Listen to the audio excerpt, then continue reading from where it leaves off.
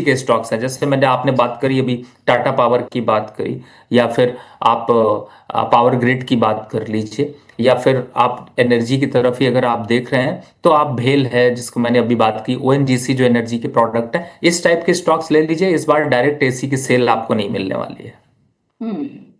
बिल्कुल। सर आरती जी का सवाल लेते हैं। आरती जी पूछ रही हैं, करंट प्राइस पर फार्मा बीज या मेटल बीज ले सकते हैं क्या?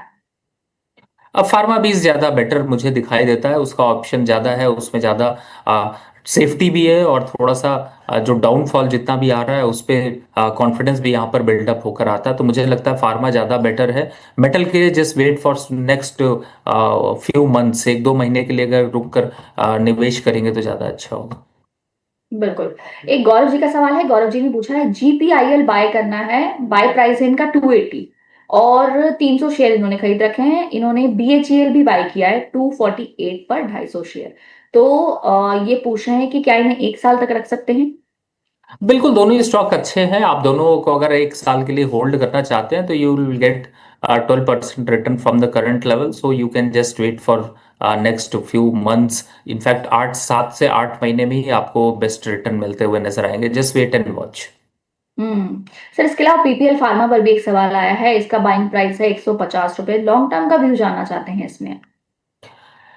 देखिए, पीपीएल फार्मा की तरफ अगर मैं जाता हूं तो मुझे उससे ज्यादा अच्छे स्टॉक्स नजर आ रहे हैं। PPL pharma is now trading 140, but ऐसा कोई जरूरी नहीं है कि मोइनी जी 140 का स्टॉक या फिर 100 का स्टॉक थोड़ा ज्यादा अट्रैक्टिव हो। बेटर है, मैंने आपको 3 ऑप्शन वैसे अभी रिसेंट डेज पे अपनी मास्टर ट्रस्ट के रिकमेंडेशन पे दिए हैं, जो जिसमें कि ग्लेनमार्क फार्मा, औरो फार्मा, लुपिन, ये स्टॉक्स हैं। और मैं दिग्गज की तरफ इसलिए कह रहा हूँ, चाहे आप सन फार्मा को भी इंक्लूड कर सकते हैं, उनमें अच्छे रिटर्न्स मिल सकते हैं। पीपीएल फार्मा की बात करें, साइडवेज सा ट्रेंड है, थोड़ा गिरावट हो सकती है, वापस से करेक्शन में 126-128 के लेवल्स आ सकते हैं। तो मैं इतना रिस्क अगर लेना है तो मैं दिग्गज पे लेना चाहूंगा, जिसपे कि रिवर्सल आने के चांसेस हो। ये सब अपनी अगर बेस के नीचे चले जाते हैं तो कहीं ना कहीं से रिस्क बहुत बढ़ जाता है। सर आज एक सेक्टर काफी हमें तेजी से चलता हुआ नजर आ रहा है। बाकी सब सेक्टर्स में तो हमें फिर भी लाल निशान नजर आ रहा है, लेकिन आईटी आज भी अच्छा कामकाज करता हुआ नजर आ रहा है। तो आईटी में फिलहाल विप्रो, एचसीएल टेक, टीसीएस, इन सब में ही हम तेजी देख रहे हैं। तो क्या ये वक्त आईटी में पैसा लगाने का सही है? आपको कुछ पसंद आ रहा है इसमें से?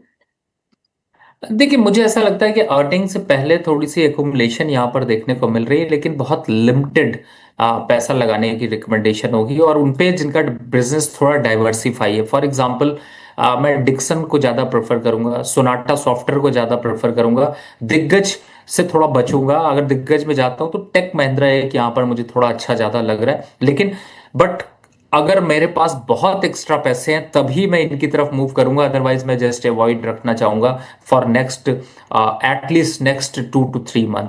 फिलहाल जो अभी पुल बैक है ये बहुत ज्यादा कॉन्फिडेंस नहीं देगा। अगर आप अपना एक्सपोजर कम करना चाहते हैं आईटी सेक्टर पे तो आप बिल्कुल कर सकते हैं। यहां से कोई मल्टी बैगर रैली आएगी ऐसे हालात नहीं दिखाई देते। हम्म और सर रैली तो हमने पिछले कुछ दिनों में देखी थी कि चांदी और सोने में आई थी, लेकिन अब धीरे धीरे उनमें भी हम थोड़ा नरमी देख ही रहे हैं। ऐसे में कब वो समय आ सकता है कि हम इसमें पैसा लगा सकें, वापस से हम सोने और चांदी में थोड़ा पैसा डाल सकें लोग? क्योंकि वो जो रैली है वो बार बार मिस हो जाती है लोगों की, जब भी क्योंकि एकदम से इसमें ऐसी तेजी आती है कि वो पकड़ी नहीं जाती। तो क्या कोई समय है या कोई ऐसा प्राइस पॉइंट है जिसपे आप देख रहे हैं कि लगाए जा सकते हैं? देखिए, सोने को अगर पकड़ लिया तो फिर उससे बढ़िया कुछ है नहीं, लेकिन चांदी को पकड़ना मुश्किल ही नहीं, नामुमकिन सा है, क्योंकि वोलेटिलिटी इतनी ज्यादा है। लेकिन मैं आपको एक रेंज बताने की कोशिश करता हूँ। देखिए, पहली बात, सोने पे कई बार मौके बहुत मिल रहे हैं, और आजकल मान लीजिए जो लोग लॉन्ग टर्म निवेश करके उतना कमा नहीं रहे हैं जितना शॉर्ट टर्म पे मोमेंटम पे कमा रहे हैं। एग्जाम्पल के लिए, सोना जब भी 140 के नीचे, 135, 136, 120 तक आ जाए, समझिएगा बेस्ट लेवल है। Don't wait for the others, don't wait for the some more correction, do the SIP at in from your side to double. Double का मतलब है कि आप किसी स्टॉक को मत देखिएगा, इस पे ही खरीदिएगा। और आजकल तो ऑप्शन आ गया है, गोल्ड बीज खरीद सकते हैं, सिल्वर बीज खरीद सकते हैं। रही बात सिल्वर की करें तो 2,31,000 इस समय सिल्वर चल रही, और आपको मैं बताऊं कि ज्यादा से ज्यादा ये ना 2 लाख रुपए तक गिर सकती। अब आप नीचे आप पकड़ नहीं सकते और ऊपर आप खरीद नहीं सकते, तो बेटर है कि जहां पर मौका मिले वहां पर आप शुरू करें। तो मुझे लगता है बेस्ट जो अभी करंट लेवल चल रहा है इस पे थोड़ा वेट कर लें, 225 से स्टार्ट करें, और 2 लाख रुपए या 1,95,000 रुपए तक अगर आ जाती है तो बिना कुछ सोचे समझे आप निवेश करिए। और बिना कुछ सोचे समझे ही आपको यहाँ पे रिटर्न भी आपको बहुत बढ़िया मिल जाएंगे। रिटर्न की बात करें तो 16-17% के रिटर्न बड़ी आसानी से मिल जाएंगे। तो मुझे लगता है कि बेटर है आप लेवल्स अपने तैयार रखिए, उस लेवल पर आता है तो खरीदने से पीछे मत हटिए। ये मत फिर किसी की मत सुनिए कि कोई कहता है कि नहीं अभी और नीचे गिर जाएगी, सुनेंगे तब तक बढ़ जाती है। तो इस तरीके की चीजों से बचना चाहिए। जी।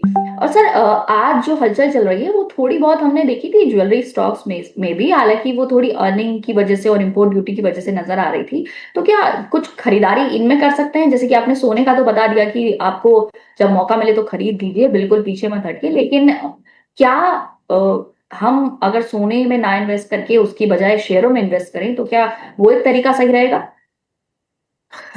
देखिए आपने लगाया भी वो स्टॉक है जिसने सबकी नब्ज और सबको हार्ट अटैक दे दिया है। पीसी ज्वेलर कभी 50 रुपए, कभी 200 रुपए, कभी 400 रुपए ट्रेड होता था।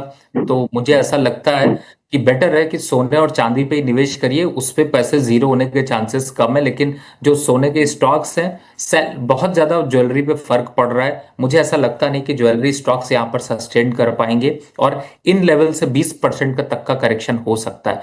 तो मैं बेटर समझता हूं कि आप सीधे गोल्ड और सिल्वर की तरफ जाएं कंपेयर टू किसी स्टॉक की तरफ। तो यहां पर स्टॉक से पूरी दूरी बना लीजिए, कोई भी स्टॉक जो डायरेक्ट यहां पर ज्वेलरी या किसी से बिलोंग करता है। हम्म।